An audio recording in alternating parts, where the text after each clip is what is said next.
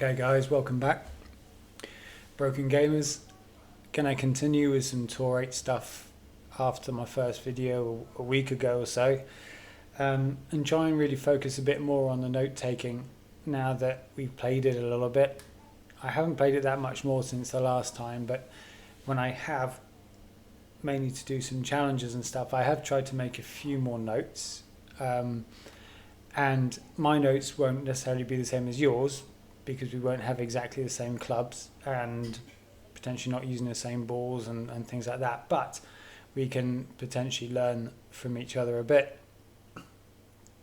So I've managed to share my laptop screen as well. You can't see it at the minute, but I think I mentioned before, so my setup when I'm playing a bit more seriously is to have my iPad, which you can see in front of you, as my main playing device. I then have my iPhone running a notepad on it, which you can see on the right hand side, and then my notes I have on my laptop in front of me. I used to make them manually, and especially for par threes, and that's because things just kept changing, and it just seemed easier just to do it on a scrap bit of paper and then have just very simple notes like, on,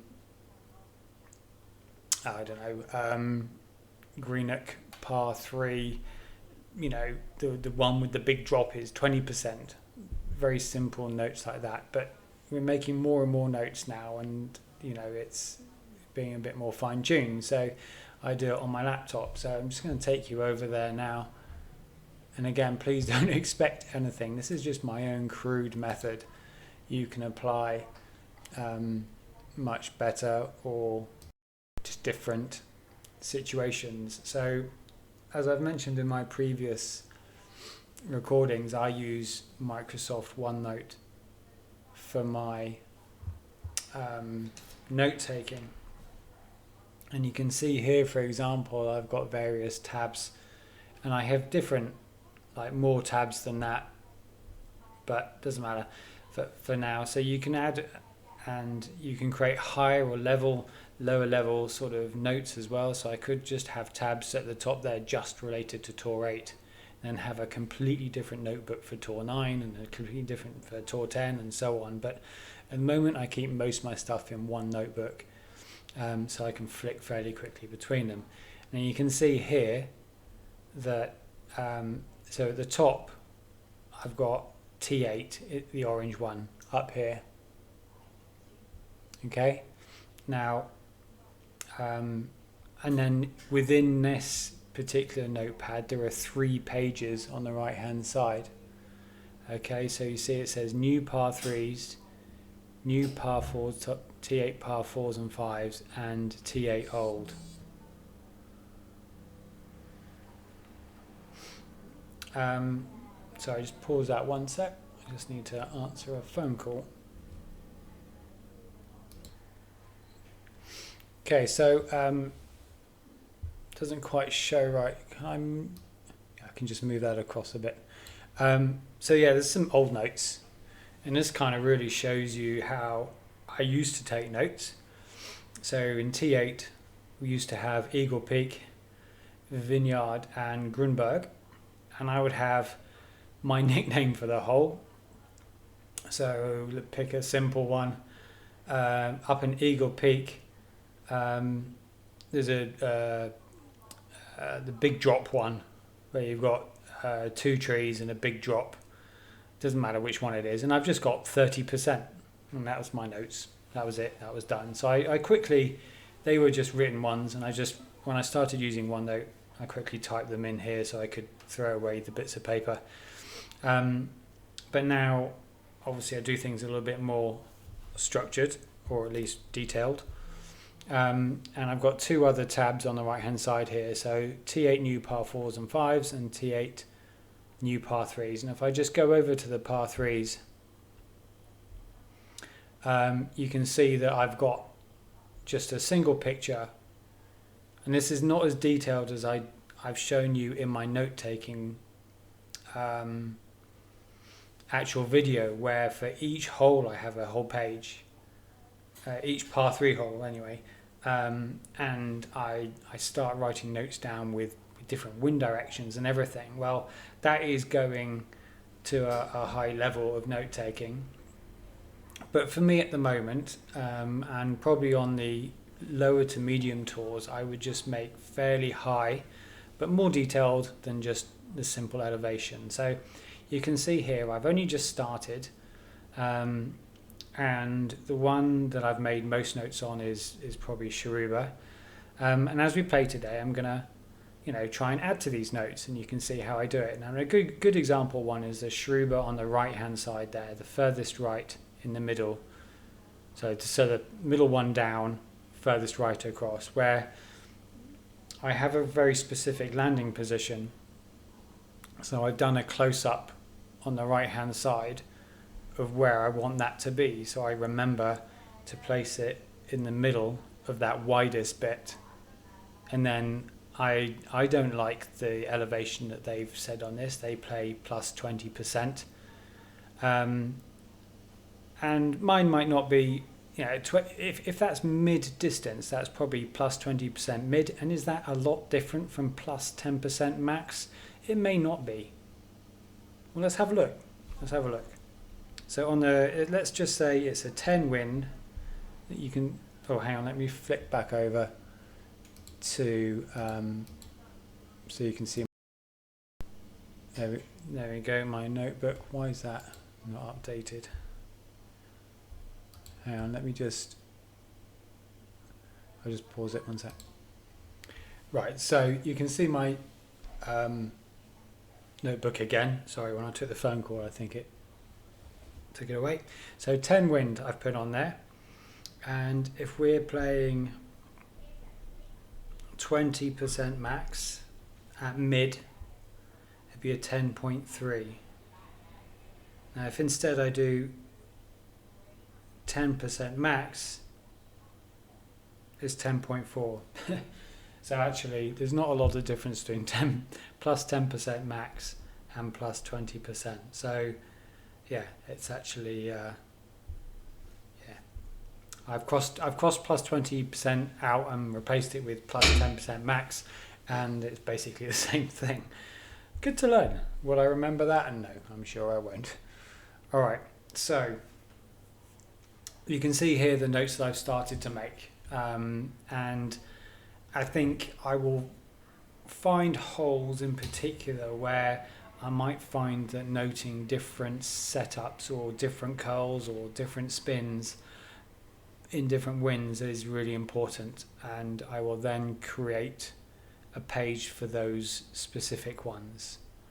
Okay, but I haven't found the need to yet, and I need to build up a bank of notes to be able to create a more detailed one, to have the experience and not just a bunch of efforts with different winds, and also fairly good results, because there's no point in me replicating something I've done badly.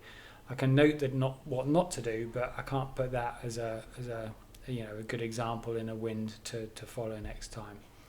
Okay, so they're my current notes for par 3s, and then par 4s and 5s are fairly similar diagrams where I just shoot sort of lines off each one with any notes.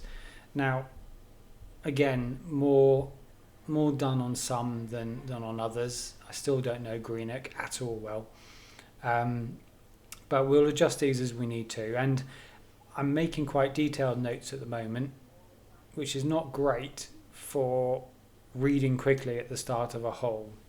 So my next aim will be to cut these down, but I also wanted to share them with you so you can understand what I'm saying, because my own cut down language might not be completely understandable, because it's just the way I tend to do things. So the top note there on that par 4 is much better. Extra mile, tighten, max top spin, 2 right spin, max OP, with a one ball curl to the left. Okay, and again, I haven't got keys for you. What does one ball curl to the left mean? I'll show you in play what I mean, but my one ball curl left might be different to your own, you know, ways you tend to remember things and jot things down. So this isn't meant to be a guide that you specifically copy at all, okay? And you might play holes completely differently, but it's just something to start with and to see what I do, okay? So right, boring the hell out of everybody already, no doubt.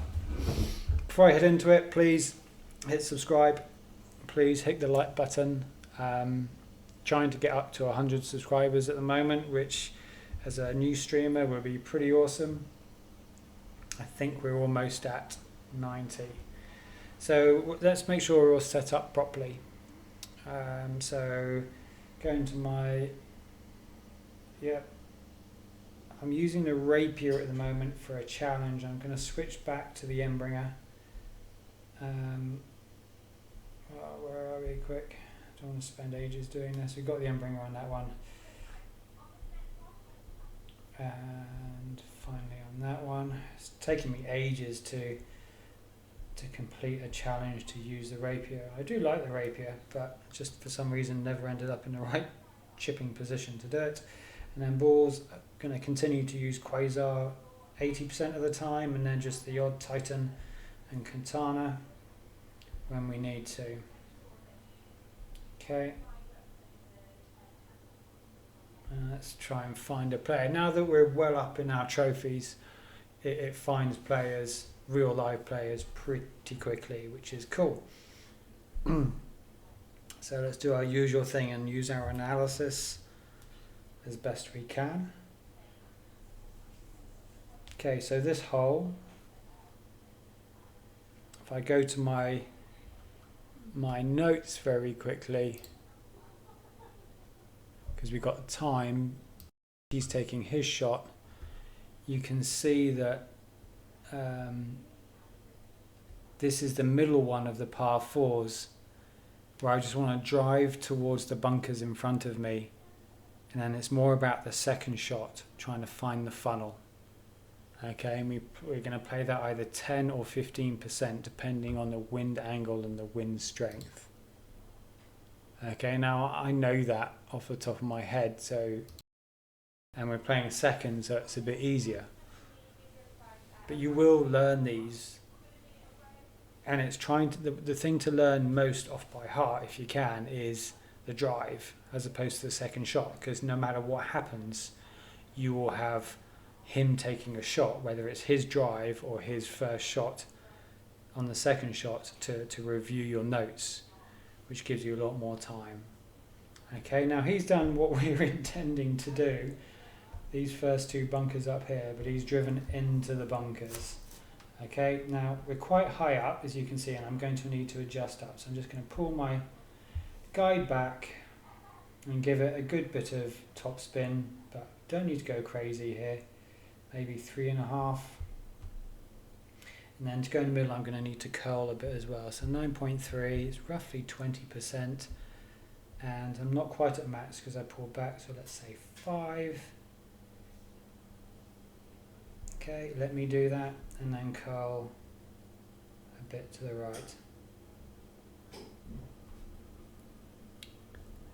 And hopefully we'll see it land clear of the rough and heading up towards the bunkers. Can't quite see the bunkers on, can you? No, can't quite see them, but we're not far from them.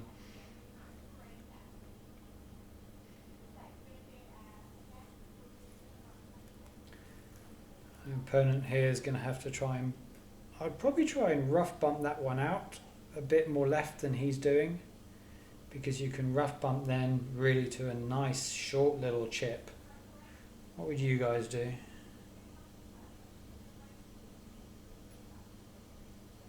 You could do this way and curl. Because the wind's so low, I just think a rough bump is the obvious one. You can do it, so a great left or great right, even though you're playing from the sand, is going to be fine.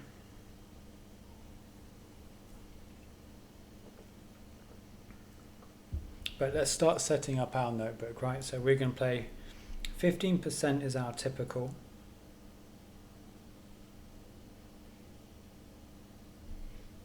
Unless it's an easy wind, in which case I'm going to drop it down to 10. Or if it's a tailwind, I'll probably drop it down to 10 as well.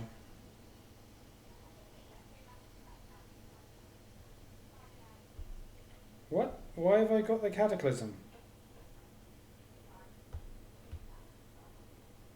Okay. Interesting.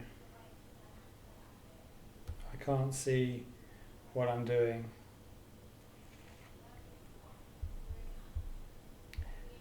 There's another rookie error for you. 100%, but it's now just going to depend. Yeah, yikes.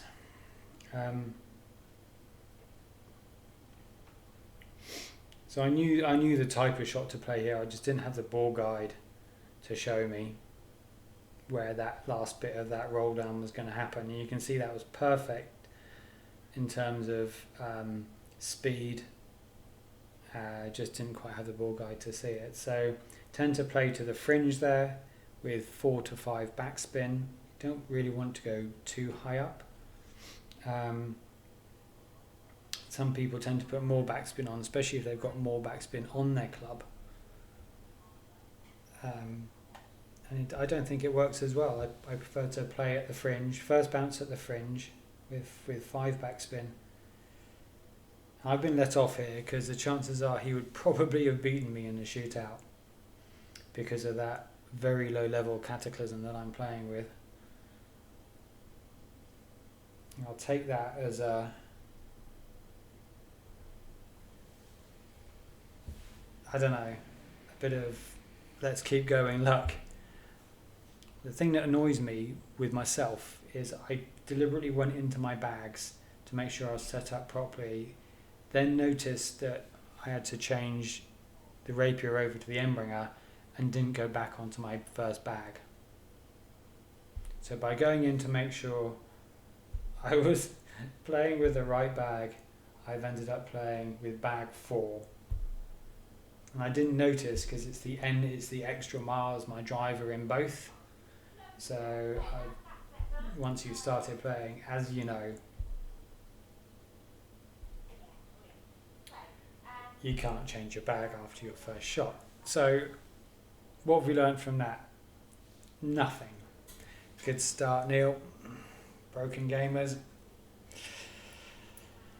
Ay. Right, this is one I want to make notes about, and it's about, I've even made a note to make notes. I want to stick with the Quazar, and I want to make it over the water. And that's tough. 8.5. Put my, so it's a 10%, 4.5 adjustment. I need to find the shortest way over almost and go a bit right, a bit left, sorry. 4.5 adjustment. Obviously full push up. Okay, and then boom it. Boom. Boom. Oh! Doesn't matter. Maybe we can learn a bit from him, and then I'll have another shot. Basically, my notes, I know that you can boost over that river.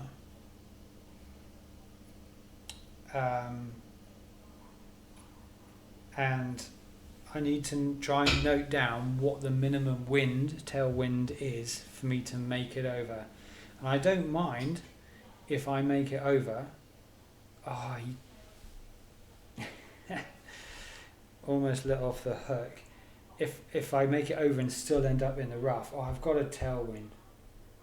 I did not think that was going to happen. Right, okay, right. So I don't need to do much here because I'm literally boosting forward. The only thing, as I said before, is I'm going to play a little bit to the left with a tiny just because the river, end of the river, finishes nearer me, slightly to the left.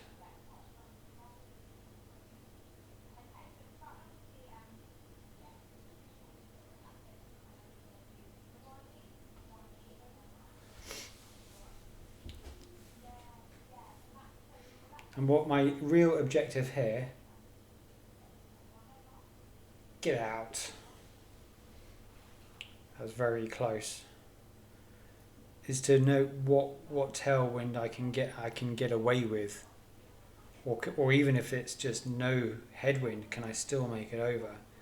And although I could, I almost made it out of the rough there, which would have been lovely, I can probably make a note that a 5 wind, what was that, 4.5 wind, anyway, a tiny bit more tailwind and I'd be over the rough onto the fairway. That can be a note, but as long as I'm in the rough, I would rather this shot, a rough shot that's quite close to the hole, than I would a longer shot like he's had to do. Not admittedly he was in the rough, but so what have we done? We've both had the same amount of shots, so I've got to get this in basically. I don't mind my rough shots, but this isn't an easy one because we've got glitches as well.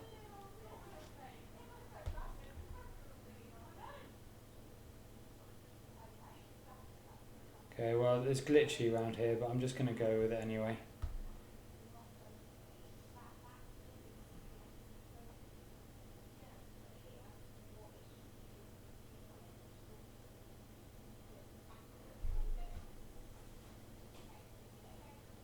Please, thank you.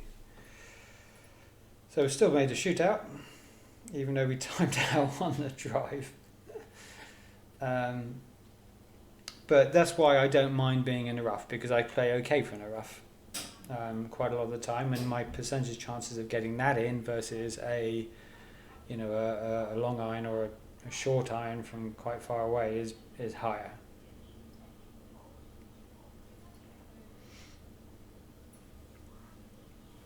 But you might not be the same. You might not like the rough. So for you, if that was the case, you want to know the tailwind that you need on that drive to make it through the rough onto the fairway stroke green. And that becomes your major note, not how just to get in the rough. But for me, I'm happy just to get in that rough because it's a close rough that, you're how much you have to adjust left or right isn't that hard to work out. It's just an artificial thing. Right, now here we go. I don't know. Let's move. So I'm going over to my notes onto my par threes. I don't. I just know that this is 20% and that I generally try and see the ball guide go nicely onto the green. And then it seems to be a little bit potluck then, whether it rolls, how close it rolls to the hole. And it's always going to be, unless you mess it up royally, like he's got it onto the green, rolling down, it's going to end up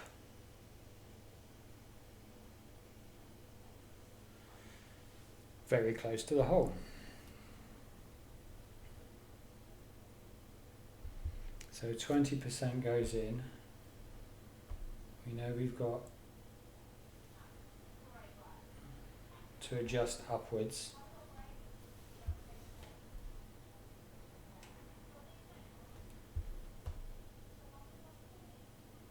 I'd say with a bit of right curl, that's not too bad. Okay, 6.8, we're roughly mid club, so 3.5 for the extra mile. I'm going to adjust over the bullseye. And I'm going to curl a bit right as well.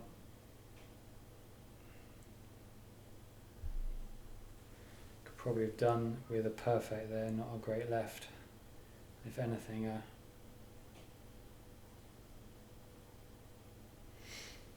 great right. But we'll see. I mean, again, I just feel like this is 50-50 now.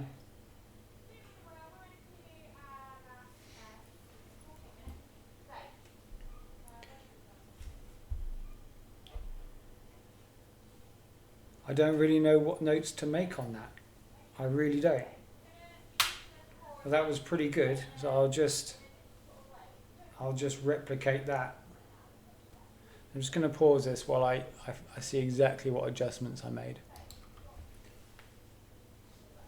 Okay, so, well, for the drive, I've made a note, and I think it's important because I play with different accounts, and things will be changing, because I'm still only at extra mile 7, which means I'm going to be moving up to an 8, to a 9, and probably across to the APOC at some point. So I think when your clubs are developing quite rapidly, you need to note what clubs you've played with. And when you're being very precise, like that shot where I had to get over the river, what ball you used. So I've made a note there, extra mile 7 plus Quazar with a 4.7 tailwind equals over and almost through rough. So basically almost perfect. So next time I could say, right, I'll just take a Titan ball and I'll be there in a similar wind. You know, so, you know, there's just little things like that. I don't know exactly what I needed to get over the river. But, you know, I'll probably say I could make a note there. No, I'll just wait till next time because I'm happy to just keep pushing it. I could make a note that says, you know, a 2 tailwind will probably get me over, but I don't need to do that. I'm quite happy just to take the punt at it next time it comes up and figure it out for real. Now the annoying thing is, I'll just take you back onto my normal screen. If I go into my replays, it doesn't show me my shootout shot. So I can't go back in and find out exactly what those adjustments were on that one, but I would probably make a quick note that says extra mile at mid distance with backspin, side spin and a little bit of curl right was a good result. Okay, in that wind. Can't really be much more specific than that. But I think I could tell from the setup that I was going to end up going down towards the hole, but there's no harm in being a bit more precise about it. So I probably would make a simple note like that. I can probably watch this video back and get the actual settings, which I might do later if I remember. Right, enough of that. Let's smash on back in. Let's open up a couple of... Ooh, that's nice. For a free chest to give you 11 snipers, I'll take that.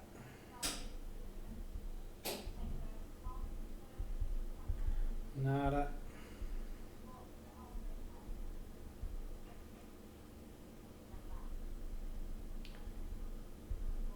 Ooh, Thor's hammer. I can upgrade Thor's hammer. Woohoo!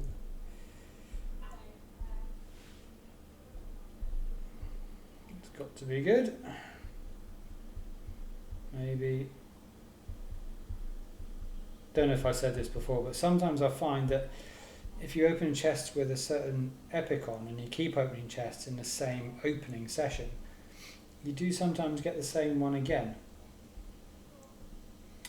Upgrade you, a bit more accuracy, curl and ball guide. Okay, I'm not going to select it though. Let's get into playing a game, and while we're doing, let's finding somebody. Just going to go into my notebook, into my setup and change the level of the Thor's hammer so it's not, I do use it, it's correct. Right, Greenock Point. Which one are we going to be playing? Okay. Yuck. Just going to play, I think, down for a fairly straight second shot. 10.9. 10%, I think. I'm going to do 6 because it's a heavy wind. Okay, and I'm going to curl a little bit left, tiny bit left as well, just to counter any secondary wind effect. Cool, good job I did. So a very uneventful drive, that one. What is... I don't even know what the elevations really are on that one. Which one is this? This must be a...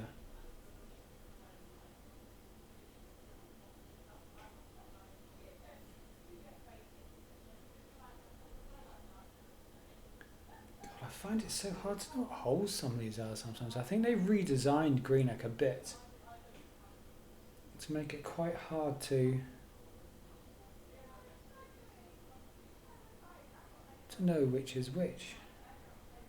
I'm definitely struggling. Help me.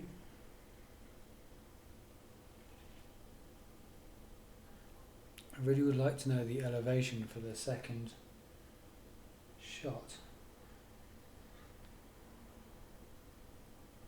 I'm guessing it's just 4, is it?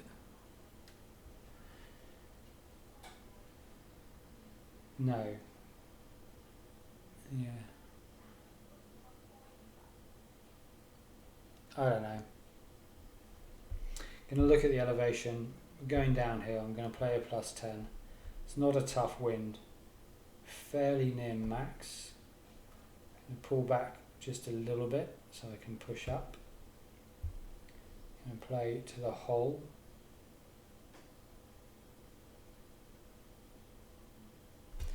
.4 near max, 10% is, I'm going to do a full max, 1.9. I'm conscious I need to speed up a bit. It might not have been exactly right. Didn't want to time out again. Come on, roll, roll, roll. Ah! It was downhill, but the green slopes up. I knew, I kind of felt I went nearer than the hole than the ball guide suggested because it's quite a short ball guide, but even so, with the thorn, it just stops so quickly, especially if there's a slight uphill. So we've got 2 wins out of 2 at the minute.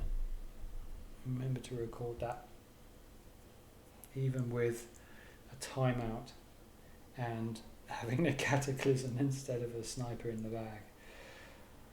Ooh, dude, nice shot.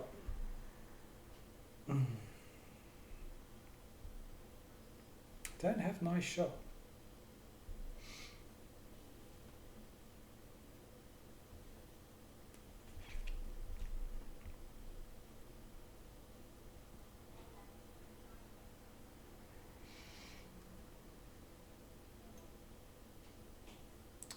Just had a tournament finish.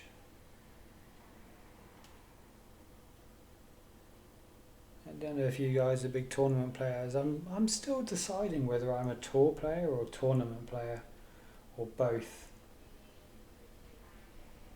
I think I wanted to be a tournament player, but I'm not a big fan of following exact guides. And I think I went from enjoying playing tours by, trying to work it out a bit myself and doing okay, to then going, well, I should really, I could try and get some golds and things here, and then trying to follow guides meticulously and really not enjoying it so much, just trying to literally follow something, which is absolutely fine. There's nothing wrong with that if that's what you want to do and that's your bag, but when you're playing multiple accounts and all you're doing is reading notes and trying to follow a setup, it's by the time you get to the opening round and weekend round of a full tournament, it's a lot of sort of not really playing the game the way you'd want to. Now I have struggled on this hole. I'll come back to that tournament bit in a minute, but I do struggle on this hole. but I prefer it when it's a tailwind because I can stick with the sniper. It's a big tailwind, so I'm going to be short of the hole.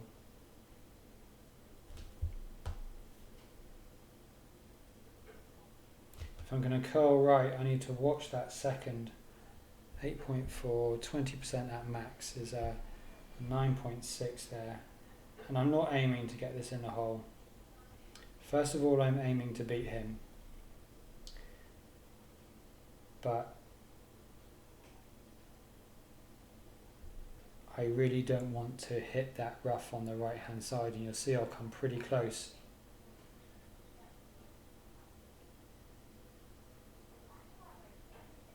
And I am struggling to work out how best to approach this particular shot consistently. And there I was doing it to win.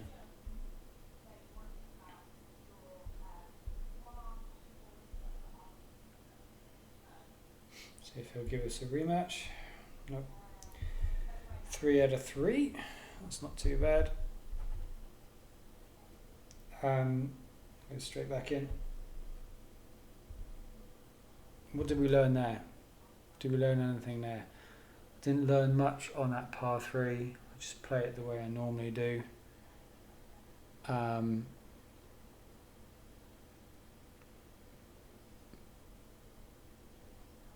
Yeah, and on the drive as well, we just played a nice layup, didn't we, in a headwind, so not too much to learn there either.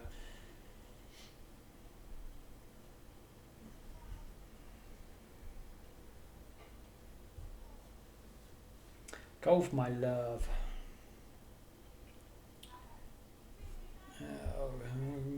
Clear down the notebook. We haven't had to go away from a Quazar yet in the 3 holes we played. Give them a good luck, they seem like a nice bunch. Okay, yeah, so this one I've made some notes on before, and they've got very different clubs to me. They play this very differently, but you can play left or right, or with a big tailwind you can actually play down the middle, or with a tailwind you can play down the middle. But if you can play on the left here, then it's a much easier, left or middle, it's a much easier second shot than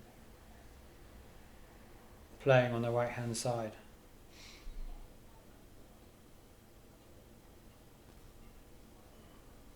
But my problem is the extra mile doesn't have much topspin.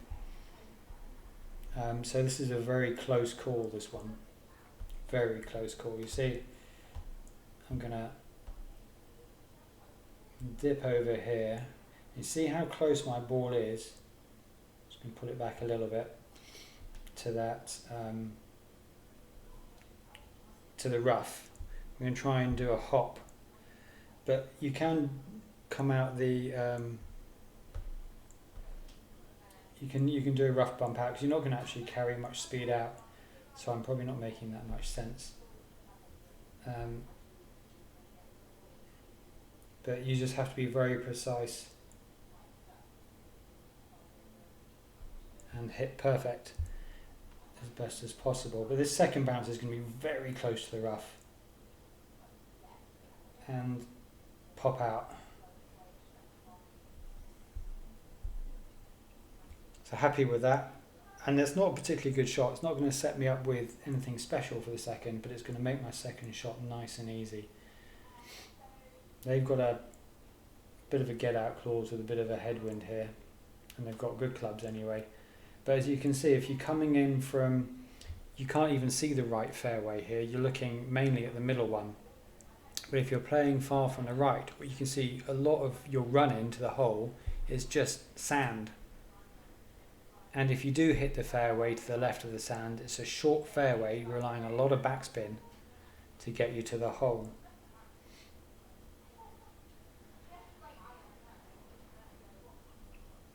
We haven't looked at any of our opponents yet, have we? 5,500 games, that's good. Good tour player.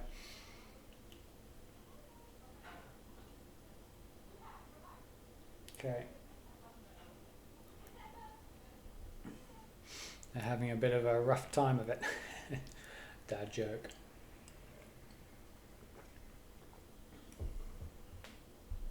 Okay, let's see where we get to. So we've got quite a lot of room. Again, very hard to go for the pin here, but you can see it curls in from the from that side. I'm fairly near.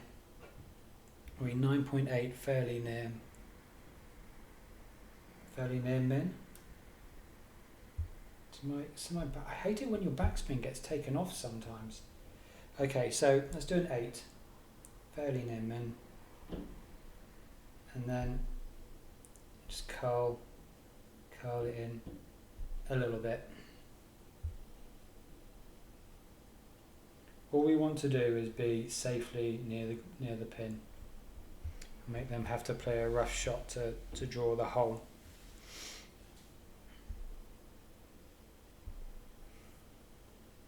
So what I was saying with tournaments, yeah, I don't know. So I've from going from, you know, at rookie level you can sort of just play your own thing with just some elevation notes, and then you start getting a bit better and start dreaming of higher things, to taking it very seriously. I really didn't enjoy the last tournament at all. I do some chefing on Fridays and Saturdays, and if you wait for the notes to come out, they don't come out till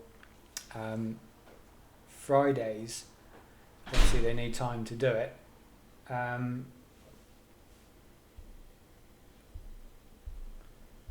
So it just means that I'm trying to do it late at night or in little breaks here and then, and the opening round score is really important.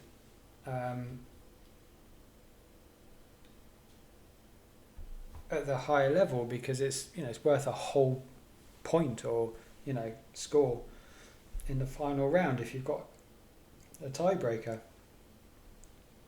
So I've decided to try and go back to what I did before and just try and watch some of my favourite streamers have a quick go at it, either while doing something else. I do a bit of turboing on the bike at home, exercise bike, and I'll watch some streamers and get a little bit of an idea of how to shape the shot, and maybe what elevations they're playing in tough winds, and can you make it over certain hazards if you've got a big tailwind or even a big headwind, can you still make a normal shot, and just get a bit of an idea. I don't think that guy was very pleased we won that hole for some reason.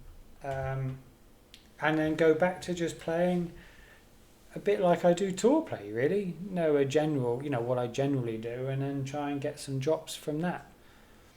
I think that's what I'm going to do anyway. But I think to answer my initial question is, I think I'm generally a tour player. Interesting to know what floats your boats in terms of tour versus tournaments. I can't deny the prizes are exciting. Not so much the banners. They're fair enough too, and kudos, and everyone likes to have a banner if they can get one. But now that they've changed the prizes, getting some of those Luminary balls and Kingslayer balls, that's pretty cool. And the clan points, like even if you just qualify for the final round in Master, you're taking thousands of points back to your clan just from one tournament, which is very nice. In my last tournament, you can now, depending on when you're watching this video, sometime in the future or really recently, they fairly recently allowed you to practice the wind of the actual hole in the practice mode before you do that hole. And I thought I just messed up completely in Masters, and I just went to practice a power hook just to make sure it hits the fairway nice. That's all I cared about in the practice, so I did that. It made the fairway perfectly, so I thought, right, while that's in my head, I'm just going to forfeit out, because it allows them to keep playing, forfeit out and do exactly that shot quickly. Came out and it told me I'd forfeited the hole in the competition. So there was me kicking myself, thinking, oh, I didn't go into practice. Well, I'm sure I had, but, you know, thinking that's what I'd done. Sorry, I just need to... So find the middle of this gap. I've got a tailwind, so I'm going to come back. 8.7 at max for the big topper is a 3.2. There is a risk here of going into the bunker just because the tailwind just carries you into it, so hopefully we'll avoid that.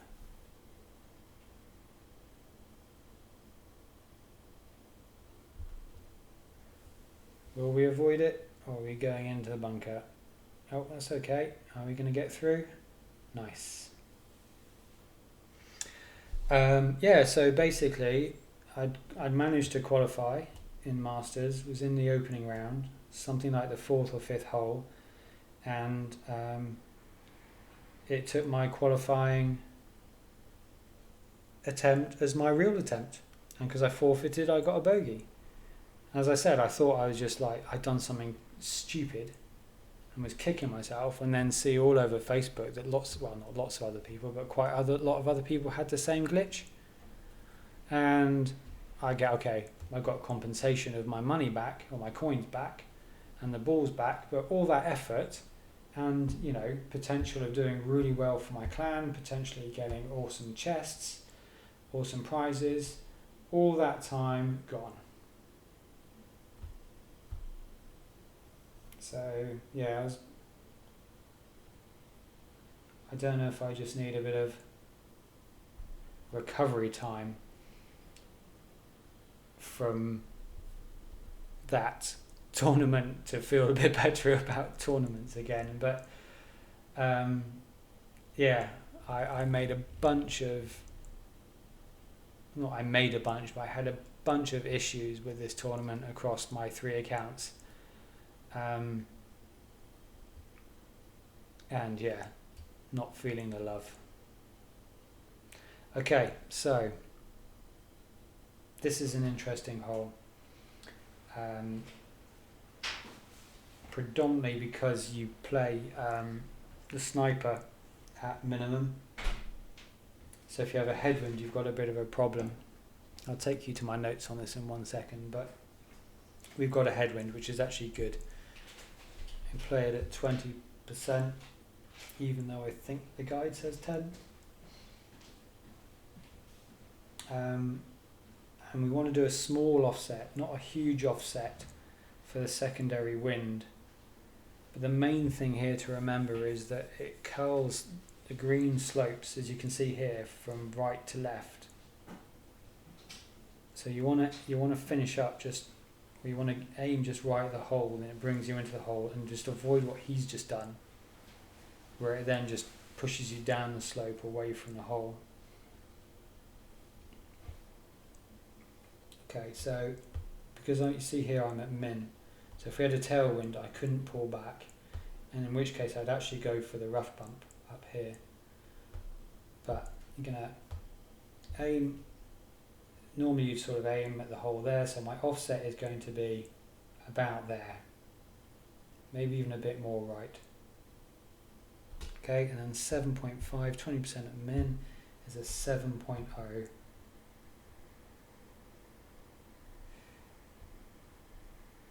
Okay, let's see what we have. Hit perfect. And see it curling back in.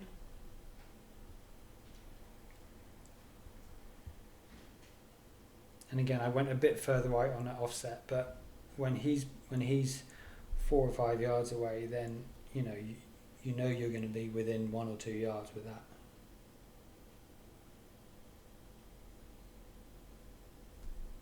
rather than being aggressive and aim rolling down that hill. Because if you just end up 1 yard to the left of that hole, you'll roll down to where he is. And because he was lower down to start with, he didn't actually get the roll down, so he probably would have won that hole if we'd rolled down at all. Okay, that's all right. Five wins, which actually I did a couple before this, so we're up to a win streak of 8, which is nice. But five for the video, which is nice. What's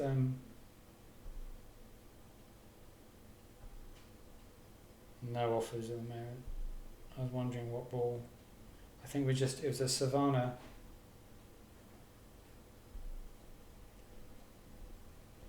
Yeah, I didn't get any. It's a Savannah tournament we just had, and there's a ball out. I think it's a power 2 side spin 5, was it? Well, it's definitely wind resistance 5, which was nice. If you want a par 3 ball with a bit more power.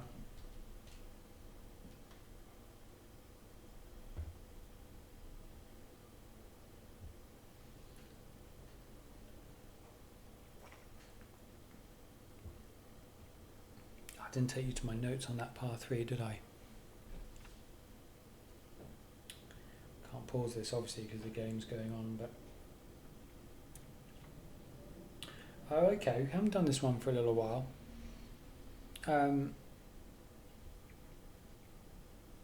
So my notes on this one is, where are we?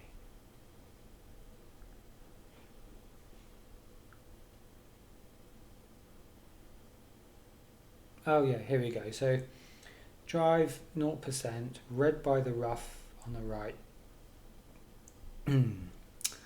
and arrows curl right. So this is one of those things where you look at my notes and might go, what the hell does arrows curl right mean? But it's just my reference, and you use your own, obviously. He's using a special ball. Don't think that's quite a tough wind actually, isn't it? Right, so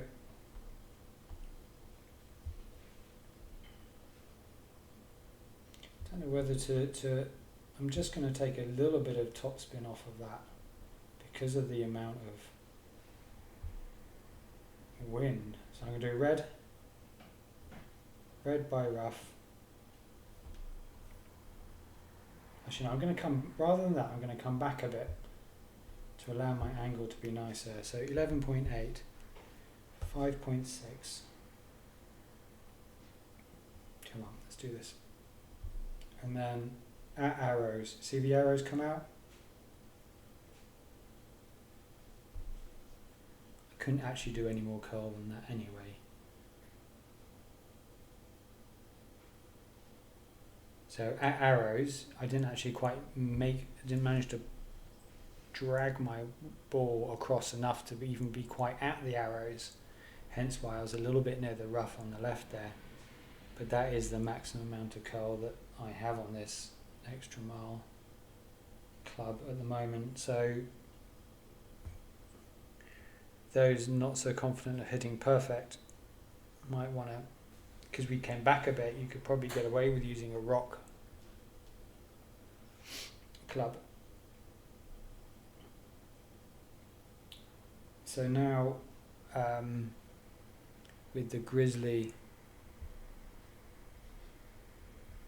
I'm just going to make, now I have a bit of a, it's not a bad wind actually, but my problem with this is that I like the rough bump on this, and I play it at a minus 5% elevation, but it is very close. There's not a lot of topspin on the Grizzly 6.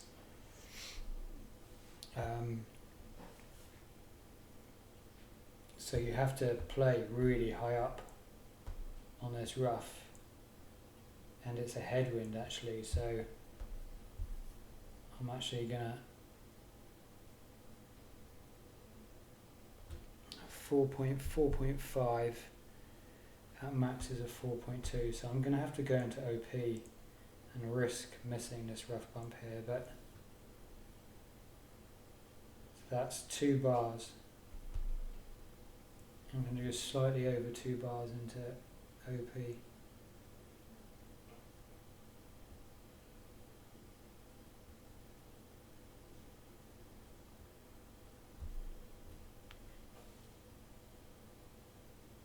Yeah. Done.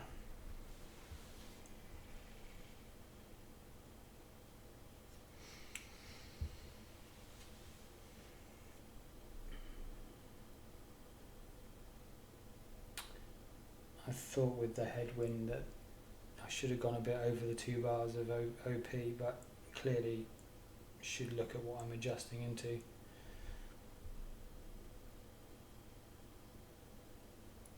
It's that whole thing about when to take risks and when not to take risks, really, isn't it? However,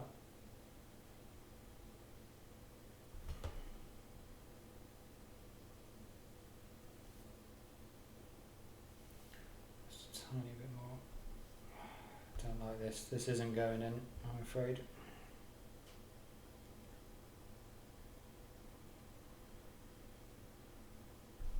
Nah.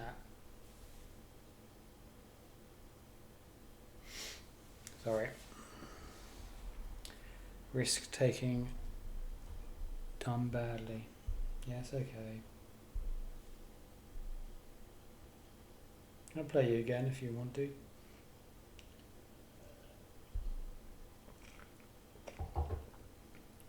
No. He was playing with his paid balls too.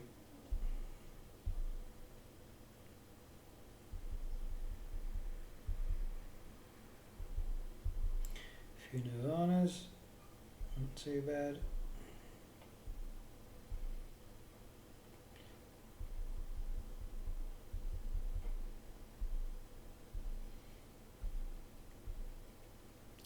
Don't normally open a load of chests, but it's quite nice when you're here. Thorns, nice. Oh, not the Kingfisher.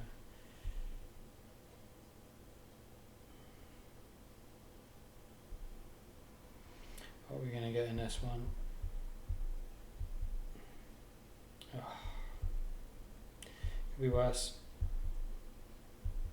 Come on, something. No.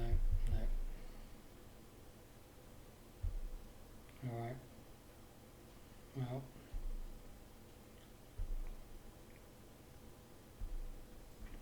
Head back into it. So 6 games in. I'm going to do 4 more, I think. Stick to 10 this time.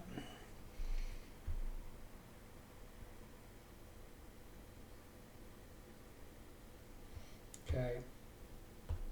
Probably, yeah.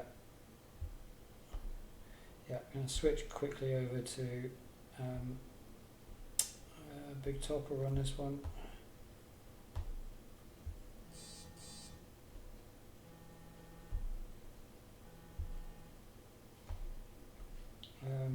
Sorry about that.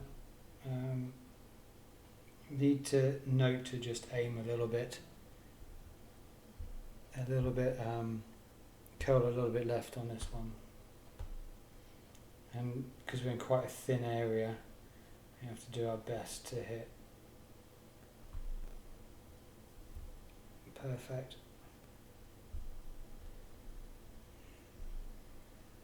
Did I do enough of an adjustment? Didn't feel like it. Okay, that'll do.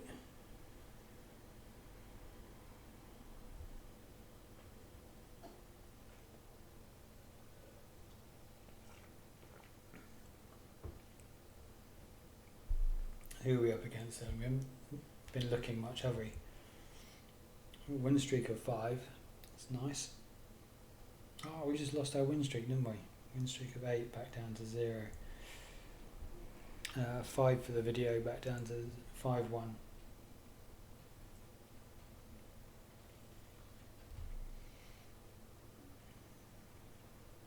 Nice shot.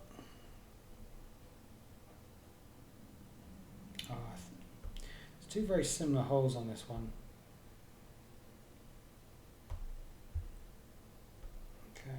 going to try and bounce this over.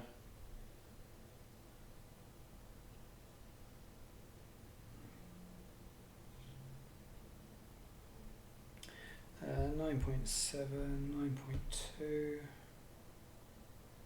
Pretty much full curl on this, probably about 90% curl. So I'll take it all the way across and then just bring it back in a little bit.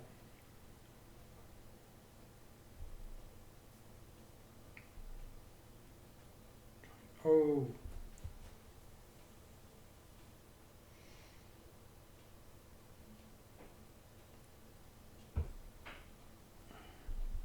Well,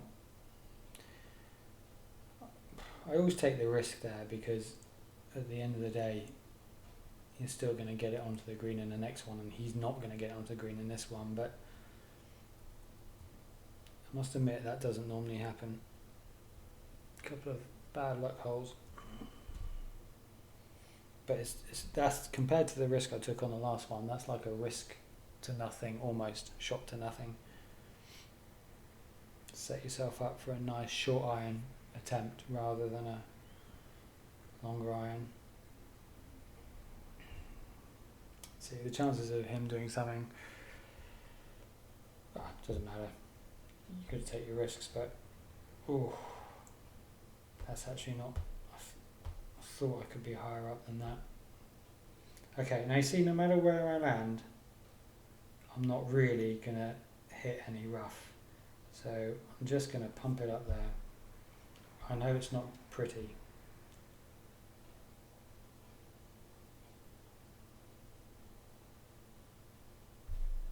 Okay, but like I said, long way to the left and to the right, there was, no rough. So obviously with such a horrible needle spin speed, you do potentially risk slicing it or hooking it, but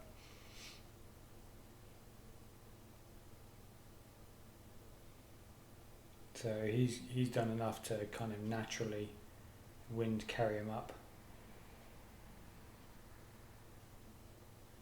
He obviously didn't didn't push up to see what was happening to the ball guide. He just cared about getting over the rough. Obviously quite a big mistake.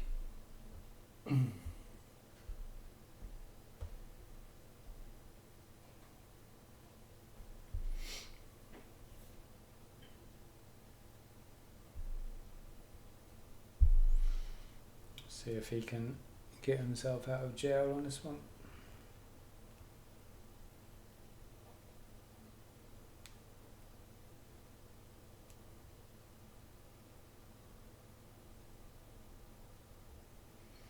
Really do with having some more worthy notes. I'm going to take you back over to the notes after this hole. A couple of holes that we have played.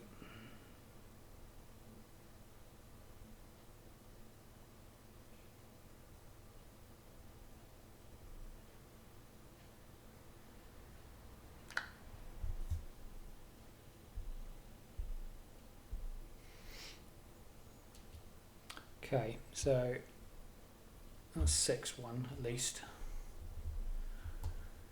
Let's take us over to the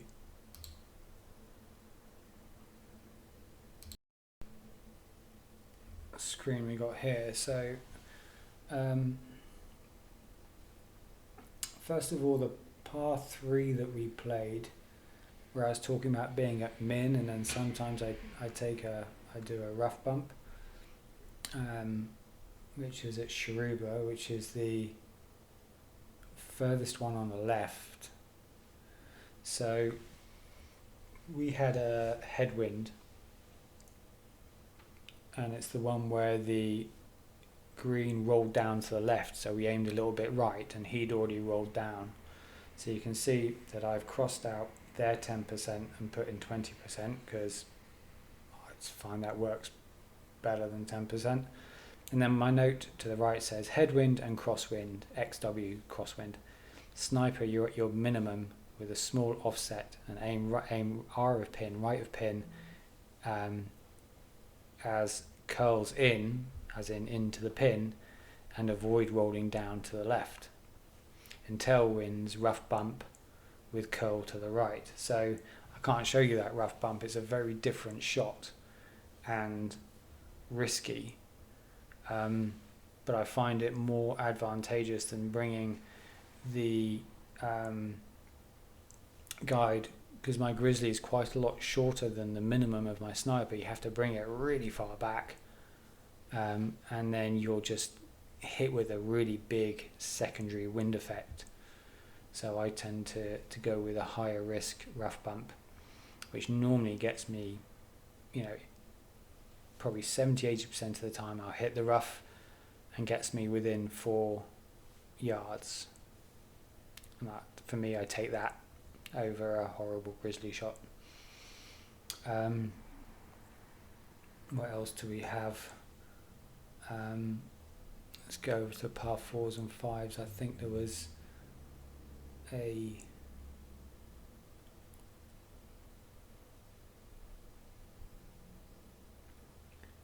Greenock we played.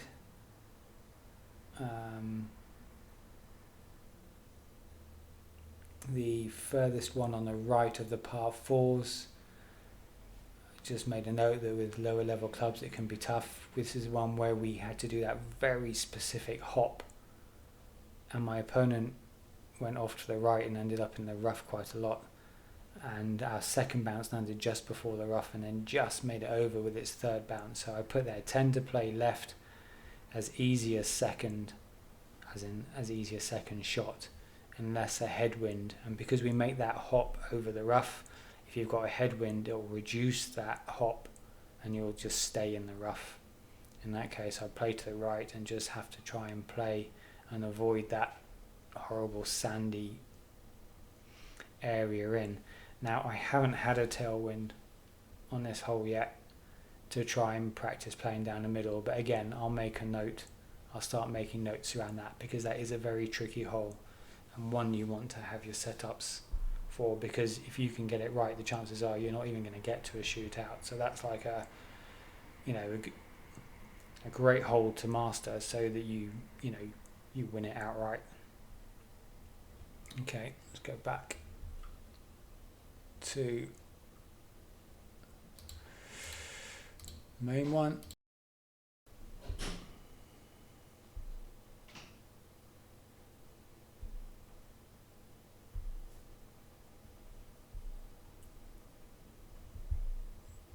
Do 3 more holes, that's it. Well, I think we've probably done enough tour 8 unless there's any requests to do any more.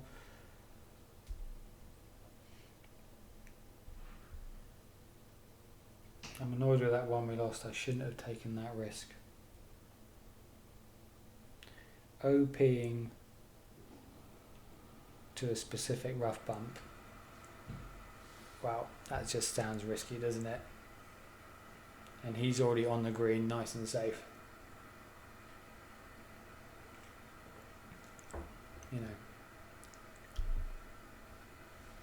I do like that rough bump, I think, is my issue. I can't let that go all the time. I felt like it was a small enough OP to be able to control it.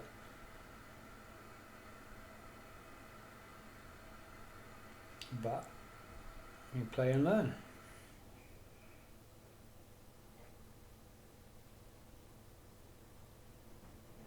I forgot, I didn't even see which one this was. Which one is it?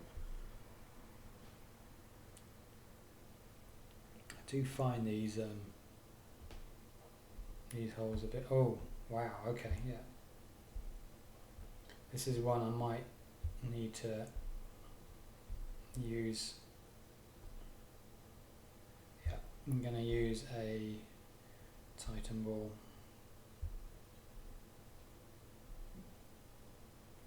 Okay, so let's come down here. 5.2. We're going to be OPing, so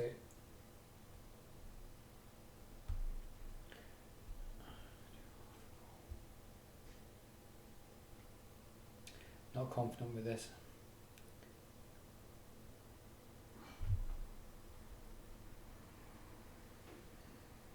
So I just did just over half a ball curl. Get out. Let's go into my notes for that one. And I've got, yeah, right side, half a ball curl left.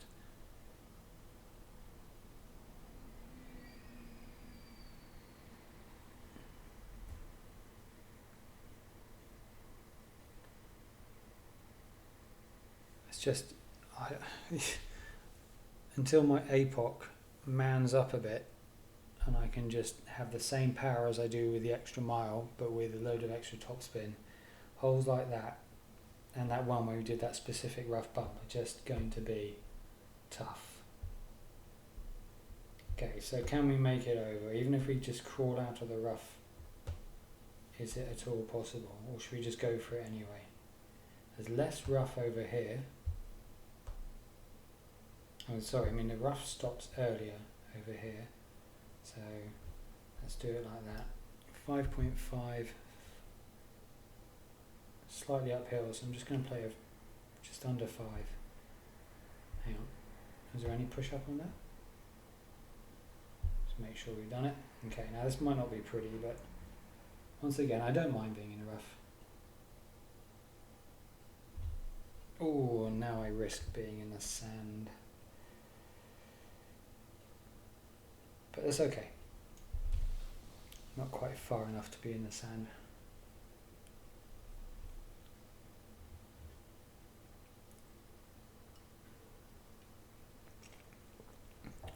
Now, we might be in Embringer rule territory, I guess.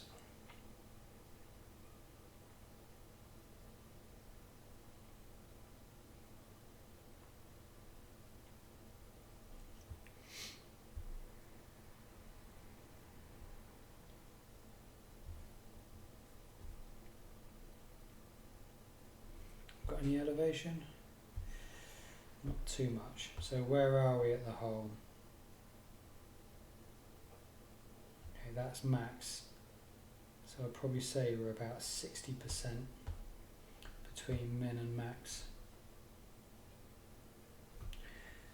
20%, 5.2 and 60% slider gives us a 2.2.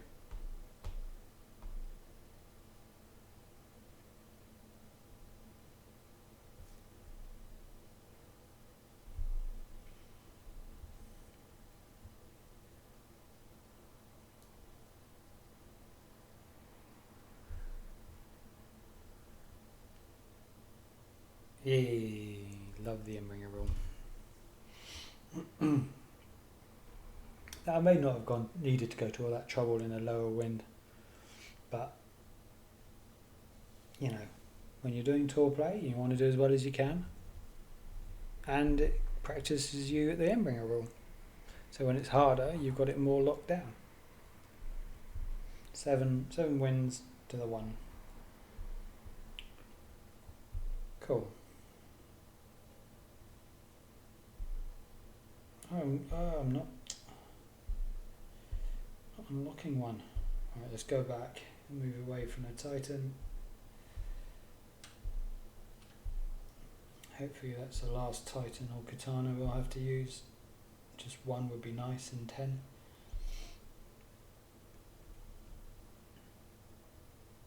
You see the difference it made though in that hole.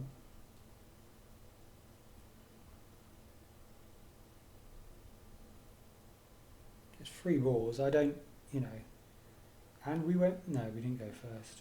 I don't know what ball they were using, so I shouldn't really, not really going to talk too much about it. But okay, here's a fairly, this is just about the drive. And actually, on this drive, it might be worth playing left, but I just don't play left on this hole. Okay, so I'm just going to come back a bit more than I usually would because of the headwind. 10.7 at 10%. We're at probably midish club. And then half a ball. I would sometimes do a bit more than half a ball, but we've got a wind from right to left as well. Oh no. Perfect. Pretty key on this one. Okay. Got away with it. It was a small great left, single great left.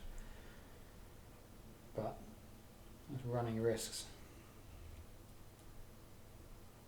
But yeah, no, you can definitely play on the left-hand side here. I just don't know it so well, and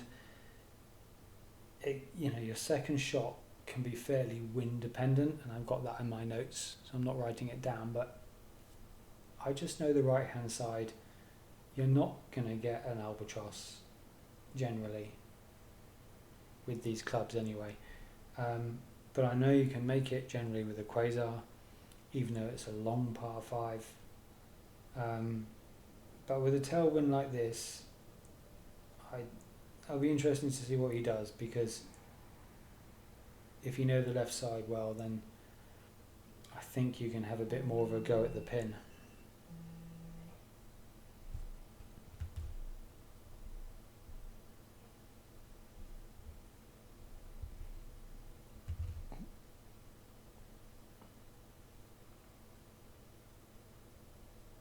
So, massive headwind. Right.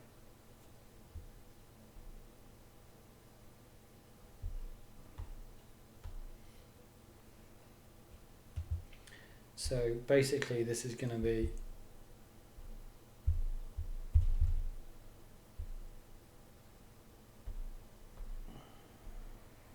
obviously 8.5 plus with the headwind.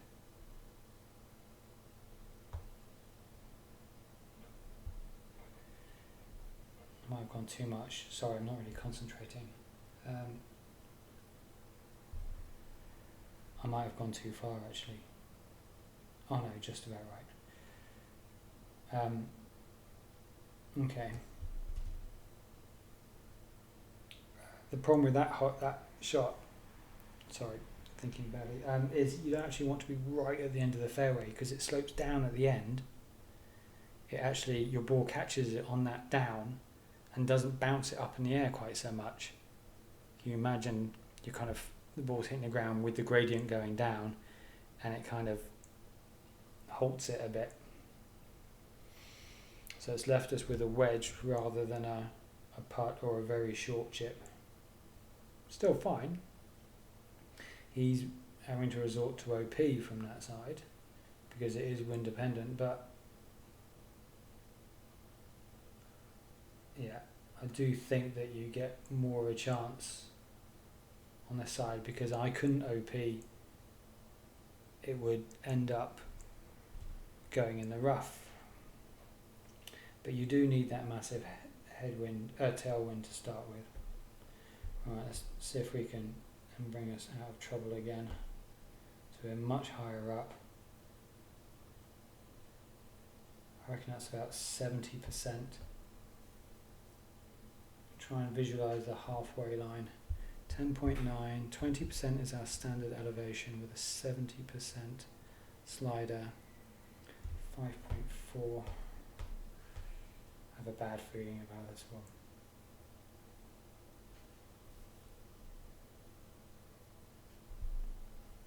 Can even see the inside green bullseye bit.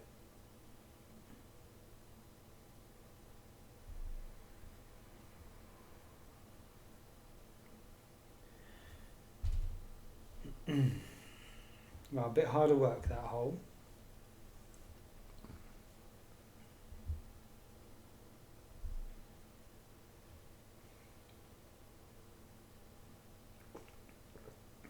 But definitely pleased to be getting to a shootout.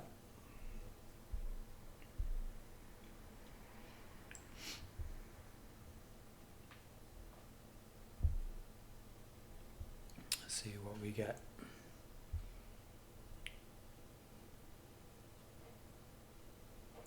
Okay, back to one of our classics. We do 15% on this one, and it's a fairly nice win for us, but we'll need some curl.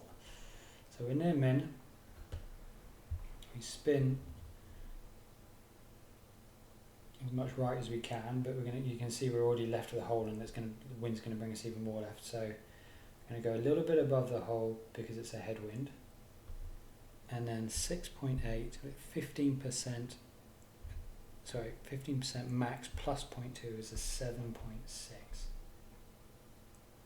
Okay, so 7.6, and then you don't have to curl as much as you think because it's quite a long way. Oh, it's okay, but yeah,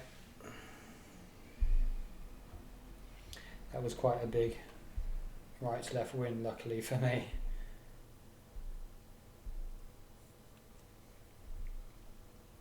So yeah, we always play, if we're playing behind the bunker there to the left, we always try and curl to the hole as we need to. Now he's got the 3 right spin, which is nice. Aiming a bit low for me at the moment, but it is a reduced ball guide because he's got the 7. Yeah, be interesting. That could be a bit slow still.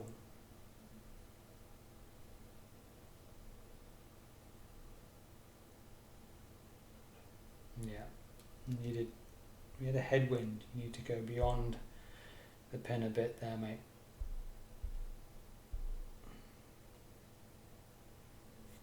Okay, so 8 wins, I think. So we had 5 and then a loss. And then how many are we on now? 3. So 8 wins. Sorry, 5 wins, 1 loss, 3 wins is 8-1. 1 more to play.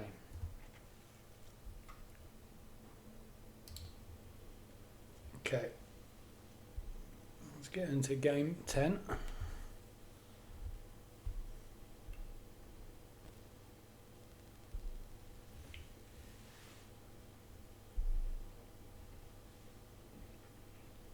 Let's see who we're up against.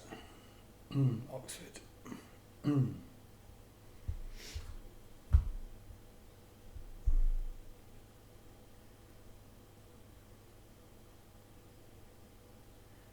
Cool.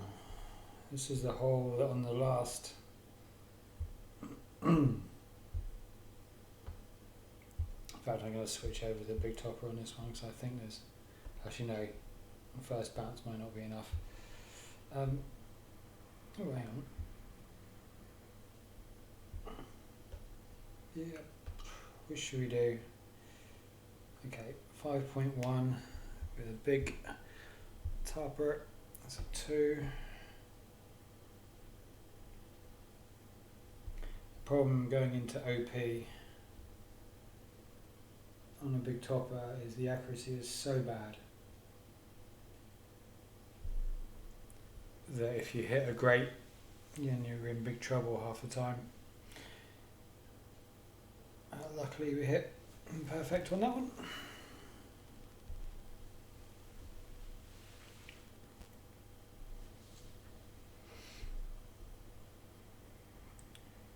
So I hear that the next ball, where did I see it?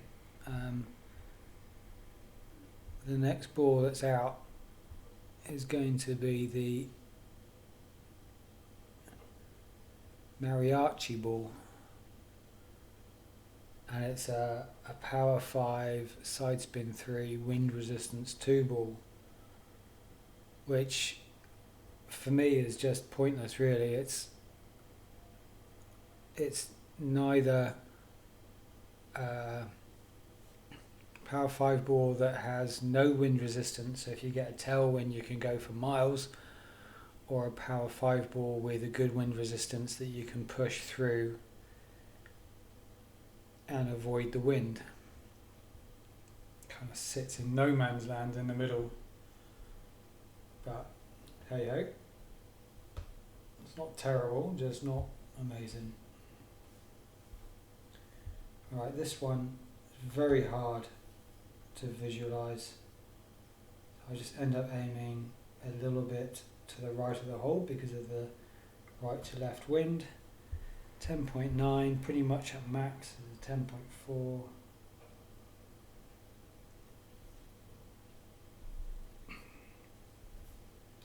And just see if you have any chance of getting lucky with it coming back down. Oh, that was close. Should have pretended I knew that precisely. That was very close. Unlucky. Almost finished on a super high. I might do another hole or two. You can always clock off. Please, guys, if you're still watching, you're still interested, then subscribe. I'm not going to do too many more tour rate videos unless required or things change again. Unless we get to a stage where we've dialed in specific holes really well, then we could potentially do some videos on just those, but that's not going to be for a while because I just don't play tour rate that often. I hope you've enjoyed learning and playing along and picking up the odd little bit of tip. I didn't see his first shot. How did he go so bad? We don't even hit a shootout. So yes, if I play a couple more, then you can obviously just clock off whenever you want. I just need to do a little bit of grinding for my clan. We're fairly near relegation in Masters 3, so trying to do my fair share and add a few points in.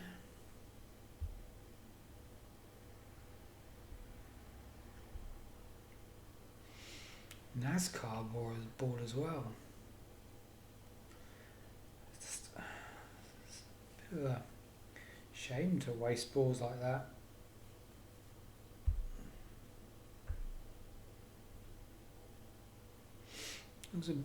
He hit perfect, so shame he wasn't at least a bit closer.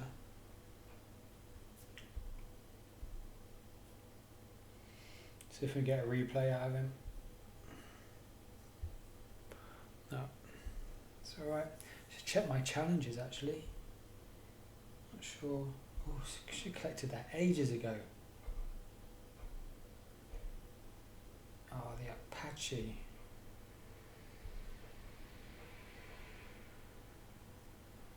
Well, that's no fun, the Apache. What do we get now? Ooh, what on earth does this tea do? Jalapeno. Hilarious. Why on earth do they do this? So the Apache, I can switch the challenge. Switch it, see if it's something you can use in general play. Oh, collect 100 cards. That's nice and easy. In fact, I'm going to open a bunch up anyway. See if we can get something a bit better. Nirvana, I keep getting one card of Nirvana. Spitfire, no good until much later in life. Need something. Oh, that was. No, let's open this one.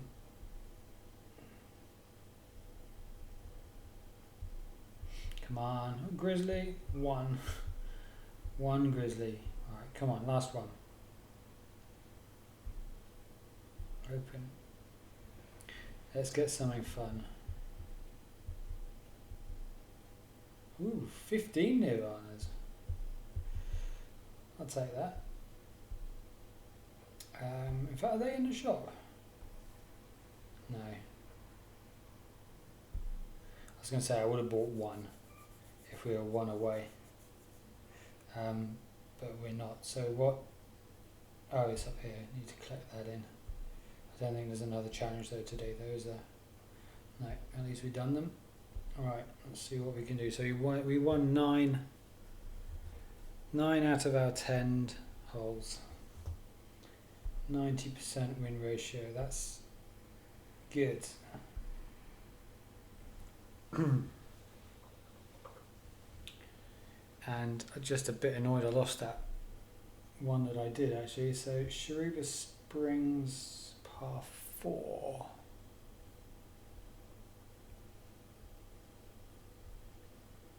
Oh, it's this one. Okay, so we can't quite do full curl that we'd normally do. And it's a massive right to left wind, which means probably going to have to go a bit closer to the edge than I'd like to.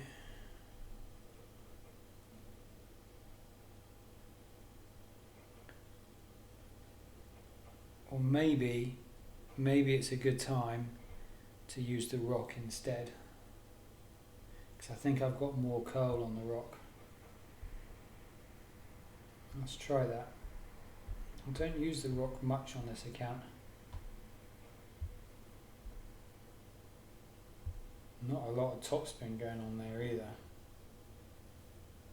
Bah. This is, so I normally come out to red back here, but I'm gonna risk it. 11.9. Come on, I'm gonna have to hurry up now. 6.3. I'm playing with fire here, really. Full curl. Not that there's a lot of curl to put on. At least we hit perfect, but it's a big adjustment, and keep going. Alright, I like that. We're not particularly high up, but if we get a nice wind, we might be able to do the grizzly that we... Oh yeah, but it's a big tailwind. No. Let's see what he does.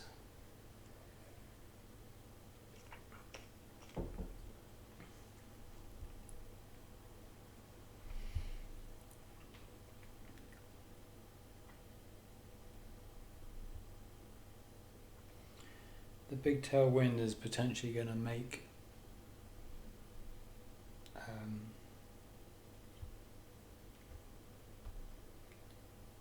oh, I'm down in sniper land. About 40% club, I'd say. I like the fact that we can definitely... 10.8, minus 5, 40%. Let's give it a go. It's 10.8. It's 8.7. There is some risk involved in this, for sure. I'm going to curl a tiny bit against the wind. Oh, great. Come on.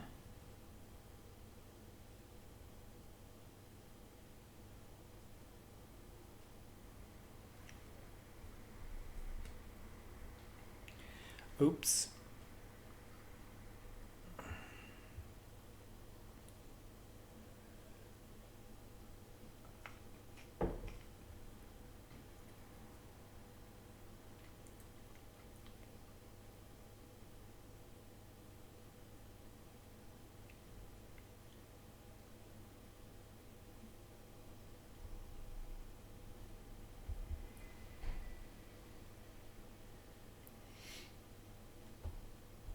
Okay, well, this is a simple wind direction. The trick is to hit perfect, and we should be alright. But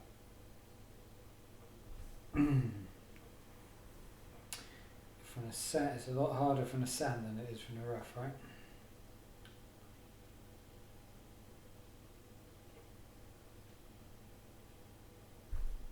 Oh, single grate. It's not going to be enough. Oh well.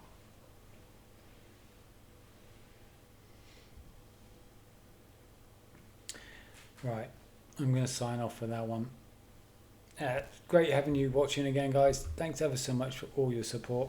You've been brilliant. Please subscribe, please like, and hopefully another recording stream will be out soon. Take care, guys. Bye.